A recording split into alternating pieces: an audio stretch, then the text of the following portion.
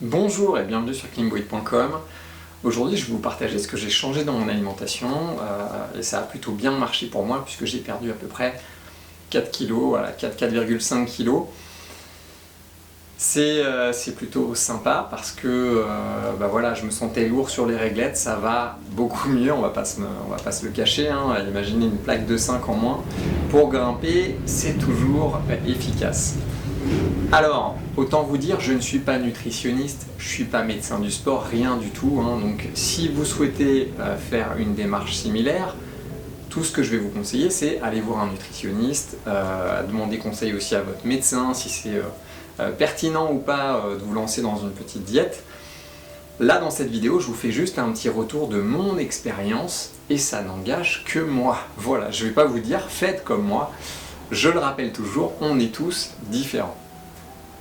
J'ai perdu 4,5 kg en à peu près 2 mois. J'ai vraiment changé ma façon de manger. Je continue d'aller au restaurant avec ma femme, mes enfants. Voilà, je continue de leur faire des bons petits plats. Mais pour moi, j'ai changé pas mal de choses. L'alimentation est beaucoup plus au cœur de mon entraînement. Ça veut dire quoi? Ça veut dire que voilà, au quotidien, je vais vraiment faire attention à toujours avoir des légumes et des fruits à la maison. Avant, je me prenais pas la tête, j'avais de la viande, du poisson, dans un tiroir j'avais des féculents, du riz, des pâtes, des choses comme ça. Là, je fais pas attention à avoir des pâtes ou du riz dans mon tiroir, je fais attention à avoir des légumes et des fruits dans le frigo et sur la table. Fini la petite bière après la petite croix en forêt, j'ai quasiment proscrit tout alcool. Donc ça fait très longtemps que j'ai pas bu d'alcool. Ce que je fais quand je vais au resto, c'est pareil, je vais pas prendre un coca, je vais plutôt prendre une eau pétillante par exemple. Ça me permet de prendre un petit apéritif, accompagner les gens dans cette démarche d'apéritif, mais voilà, ce bilan c'est beaucoup plus léger. Dans mon alimentation au quotidien, comment ça se passe? J'ai un schéma qui est super simple. Le matin, je prends un bol de fromage blanc. Non, je n'ai pas encore proscrit les laitages, même si je sais que c'est conseillé par beaucoup de monde. Moi, j'aime bien mon petit bol de fromage blanc le matin, donc je l'ai conservé.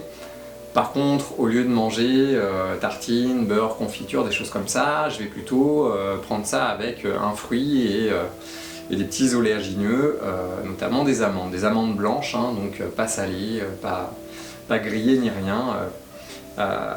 C'est pas mal, pourquoi? Parce que j'ai plus cette sensation de satiété que si je prends des tartines beurre confiture, qui me donnent envie d'en reprendre.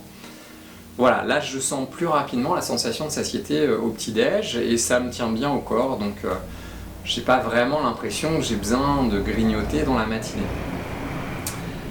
Si j'ai vraiment envie de grignoter, je vais prendre une petite tomate cerise ou deux, ou quelques amandes, 2-3 amandes, et voilà, ça suffit largement.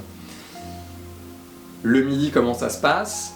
Une viande ou un poisson, pas beaucoup de féculents, ça va être, en gros je dois être à 50 g de riz cru, voilà, de riz avant cuisson, et des légumes, pas mal de légumes.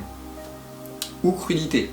Je fais pas des trucs super compliqués, hein. Je vais me faire une petite poêlée de courgettes, ou alors ce que je fais, c'est que le week-end, je prépare des plats de légumes à l'avance, donc j'en fais une grande quantité, et comme ça, j'en mets pour plusieurs jours dans la semaine.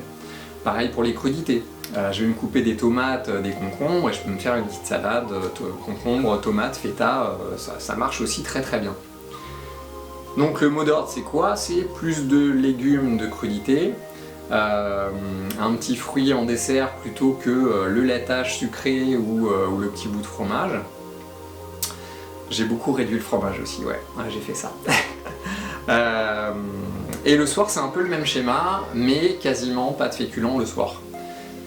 Ouais, c'est assez restrictif. Ouais, je sais, c'est pas, ça peut sembler ne pas être le super délire, parce que c'est pas dans les stéréotypes de la bouffe cool avec laquelle on a tous grandi. En tout cas, on est beaucoup à avoir grandi avec des plâtreries de pâtes, des grosses portions de viande rouge, des trucs comme ça. Mais ce qui est génial, c'est que je le sens au niveau de mon énergie, au niveau de ma récupération. j'ai beaucoup moins eu ces sensations de coups de mou, ce sentiment d'être vraiment très fatigué nerveusement après des gros cycles, je l'ai moins senti. J'étais en vacances, donc forcément ça joue, hein, voilà, je dors plus. Sur la récupération, voilà, j'essaie de faire des petites siestes, des choses comme ça, d'avoir plus de moments de sommeil. Et en tout cas, ça marche super bien, voilà. Là, à 72-72,5, ce week-end, j'étais sur un Theta avec des petites cupules, là, un truc à la Canche-Mercier qui s'appelle, je sais plus, Bave tais-toi ou Brave tais-toi, un truc comme ça. Je pars là-dessus en fin de séance, et voilà, j'arrive à le faire en fin de séance, alors que c'est le genre de bloc d'habitude, quand on me mettait sur 2 cupules, sur des bouts de doigts comme ça, aller en chercher une, mettre les pieds à l'horizontale, ramener et rebalancer pour dunker un bac, j'arrivais pas à le faire. Franchement, je bougeais pas dans le bloc. Là, je l'ai fait dans la séance, j'étais super content. Voilà. Donc, voilà, je me rends vraiment compte que cet axe d'alimentation, ce poids, il a du sens. Après, je suis pas tout queue, hein, je suis pas tout maigrichon, voilà, loin de là. Mais d'être déjà un petit peu plus léger, je pense pas que je vais essayer de descendre plus que ça. Je sens que je bouge dans beaucoup plus de blocs. On va voir ce que ça va donner. Sur ce, je vous dis bonne grimpe et bon entraînement.